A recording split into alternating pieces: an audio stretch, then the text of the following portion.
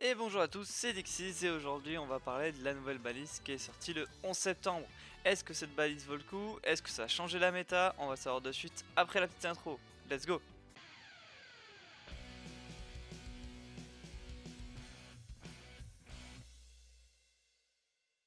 Du coup c'est parti, on y va. Alors, quelles sont les cartes bannies par Konami en septembre 2020 jusqu'en décembre, la bannisse va aller jusqu'en décembre. Ça va être le dragon en brique, la bête fantôme méca au lion et l'avion à réaction synchronique. Pour les bêtes fantômes et l'avion à réaction synchronique, on va viser sur tous les combos decks synchro tels Eldish, tous ces trucs là. C'était trop fort dans la méta, c'était juste trop fort. Du coup ils enlèvent tout ça, ils disent bye bye au placard. Pour le dragon brick, c'est un peu différent. Je vais lire son effet. Invoqué spécialement depuis la main au cimetière en bannissant 3 monstres terre depuis votre main et ou cimetière et non invoqué spécialement autrement. Les monstres de type rocher que vous contrôlez ne peuvent pas être détruits sauf au combat. Si cette carte est envoyée depuis le terrain au cimetière, vous pouvez ajouter max 3 monstres de type rocher depuis votre deck à votre main dont le niveau total est égal à lui et vous ne pouvez utiliser cet effet qu'une fois par tour. Donc voilà, c'était fort. Moi j'ai moins vu ça on va dire dans mes matchs, mais c'était aussi fort. Donc la bête fantôme et l'avion c'est mérité. Franchement c'est mérité. On va passer maintenant au limité. Donc on va avoir le magicien double iris qui était ban mais qui est du coup passé en limité. Donc limité c'est une carte dans chaque deck. Le chevalier fantôme de la barbiche rouillée. Donc on voit qu'on a mis venir, qui va sûrement sortir du support pour les chevaliers fantômes. On a deux surprises après dans ces limités, ça va être le plumeau de la dame harpie, il est revenu, je lis son effet, il est très simple, vous le lisez aussi. Détruisez toutes les cartes magie piège contrôlées par votre adversaire, très simple. Donc à partir de là, ça cartonne tout, ça va être joué, je crois qu'il y a une cote car market de cette carte qui est énorme sur certaines collections, elle est à 100€. Voilà, s'il y en a une en ce moment que vous avez, c'est le moment de la mettre en vente.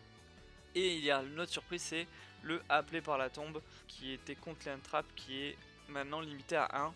Donc moi j'avoue que je joue à 3 parce que c'est une carte budget, c'est-à-dire elle coûtait 8-9€, elle était super bien. Maintenant elle est limitée à 1, c'est pour éviter peut-être trop de décontrôle. Après voilà, c'est... Je comprends pas trop le choix de Konami sur ça. C'est tombé, donc on respecte et on y va. Donc ça c'était les limités. Donc vraiment surprise, l'appelé par la tombe et le plus modèle à la marpie qui tape dans l'art comme on dit. On va passer au semi-limité. On va avoir Cyr et Graf Malbranche des Abysses Ardents qui sont des starters on va dire. C'est-à-dire c'est des cartes qu'on aime avoir en main en T1 pour pouvoir faire des combos. Pourquoi pas, après du coup ça sonne un peu comme les chevaliers fantômes, c'est-à-dire que on va réavoir ces cartes dans des supports à mon avis. Et du coup on va pouvoir rejouer ces cartes là. Le briseur dragon MBC qui du coup était je crois en limité qui est maintenant semi-limité. Donc après c'est une carte fusion, donc l'avoir en 2 ou en 1, pourquoi pas. C'est pas très joué. Et Crapaudylique, cette carte elle est c'est une carte pour des decks fun. Après j'en ai rarement vu dans les decks méta, donc pourquoi pas, sûrement des supports à venir. Maintenant on va parler donc, du coup des cartes disparues, c'est-à-dire les cartes qui ne sont plus dans la banlist, parce qu'il y en a. Il y a Makura le Destructeur, Gustrafen Evigishki, alors là aussi le nom est à dormir debout. Le Panthéisme des Monarques, l'Assaut de l'air, Mecha Encreveuve et le Guide des Enfers. Sur ces cartes là il n'y a pas grand chose à dire, à part peut-être pour le Guide des Enfers, qui est très fort dans le sens où quand on l'invoque, elle peut invoquer un spécialement monstre démon, donc ça peut aller partir en Xyz, etc. Donc voilà, sinon c'est pas foufou. On peut parler aussi de l'assaut de l'air Mecha Encreveuve qui a un effet assez cool. Donc il permet de prendre le contrôle d'un monstre à effet. Donc c'est pas mal. On voit du coup le retour des monarques. On voit un Sky Tracker un peu amélioré. Ainsi que des decks démons qui peuvent proliférer. Sinon, les deux autres, c'est pas ce qui est joué. Donc ça c'était la banlist au complète. Qu'est-ce qu'on peut dire dessus si on résume? Clairement on va dire que ça revient au niveau du démon, ça revient au niveau des Skytrackers, ça revient au niveau des Abysses Ardents, qui est des decks ultra méta en confinement, ça revient au niveau des chevaliers fantômes, et puis après voilà les avions synchroniques et bêtes fantômes Mécaolion qui ont disparu.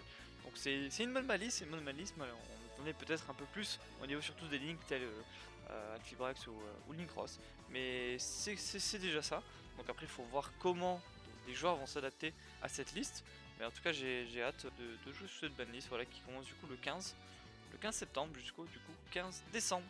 Voilà, j'espère que cette vidéo vous a plu. N'hésitez pas à laisser le like et le commentaire et à vous abonner. Bonne journée, bye.